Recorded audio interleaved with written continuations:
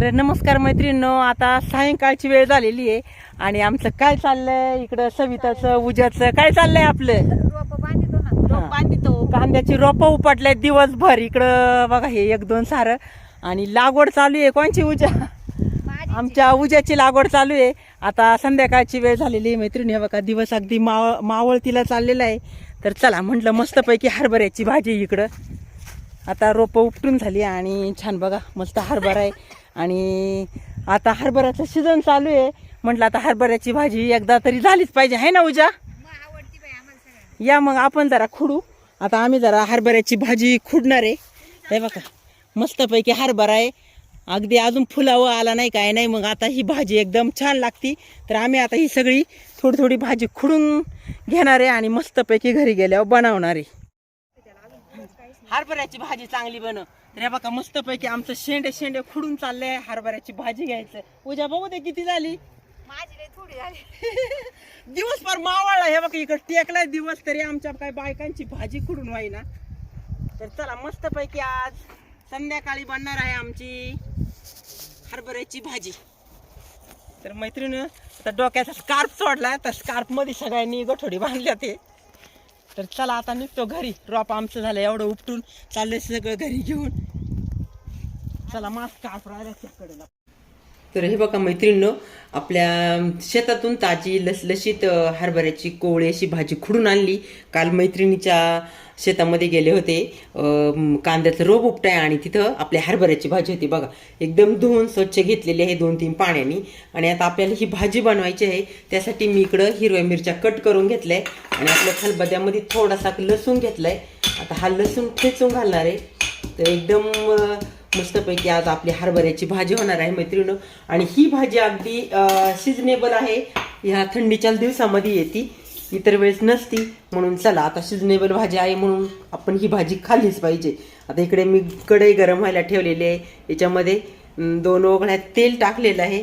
तेल मस्तपैकी आता आपण गरम होऊ देऊ.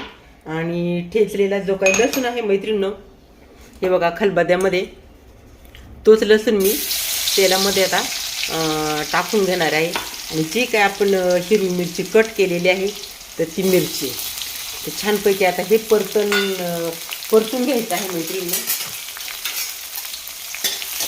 लसूण आणि हिरव्या मिरचीचं वाटण.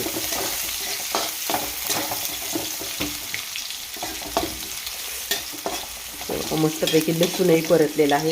याची काय आपली भाजी आहे स्वच्छ मस्तपैकी केलेली तांदूळ याची हरभऱ्याची. आता ही सगळी भाजी आता याच्यामध्ये कढईत टाकू. तर आपल्याला पार कढई फुल भरलेली दिसेल, पण ही कवळी भाजी असल्या कारणाने ना मैत्रिणी शिजून एकदम थोडीशी होती. बघा चवीपुरतं आता आपण याच्यामध्ये मीठ ॲड करणार आहे. तर एवढा 1 चमचाभर मीठ आपल्याला टाकून आहे. आपण आता ही भाजी हलवून घेऊ.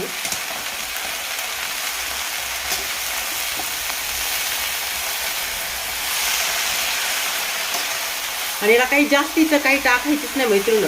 अगदी साध्या सोप्या पद्धतीने ही भाजी आज झटपट होती. याला कुणी डाळही टाकू शकतं. आणि कालच मी पालकच्या भाजीचा गरगट्टा केलता. तसाही पातळ गरगट्टा करतात ह्या भाजीचा. परंतु मी आज ही भाजी सुक्कीच बनवणार आहे. याच्यामध्ये भाजलेल्या शेंगदाण्यांचा कूट घालून घेणार आहे. चला आता अशी परतून मैत्रिणी मस्तपैकी ही भाजी घेऊ आपण. थोडंसं झाकण ठेवलं का वाफ दाबली की आपली भाजी तयार होणार आहे. इकडे आपल्या भाजीवरती झाकण ठेवलं होतं मैत्रिणींनो. बघूया आता कशी भाजी झालेली आहे. तर बघा मस्तपैकी आता आपली भाजी शिजलेली आहे.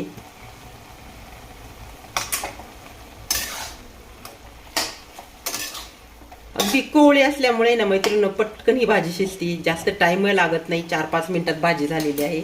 आणि इकडं आहे आपला भाजलेल्या शेंगदाण्याचा कूट. तर अगदी जाडा भरडाचा आता कूट केलेला आहे बघा. एकदम मस्तपैकी आता आपली इकडे हरभऱ्याची मैत्रिणींनो भाजी तयार झालेली आहे. कोणाकोणाला हरभऱ्याची भाजी आवडते सांगा सगळ्यांनी. आणि अशा थंडीच्या दिवसामध्ये हरभऱ्याची भाजी खाल्लेली चांगली असती, कारण इतर दिवशी आपल्याला हरभऱ्याची भाजी मिळत नाही. अगदी सिजनेबल ही भाजी आहे. आणि बघा छानपैकी इकडे आता हरभऱ्याची भाजी आपली तयार झालेली आहे. कुणाकुणाला ही भाजी आवडली. भाजी आवडल्यास लाईक शेअर आणि सबस्क्राईब करा मैत्रिणींनो. इकडे आपली भाजी तयार.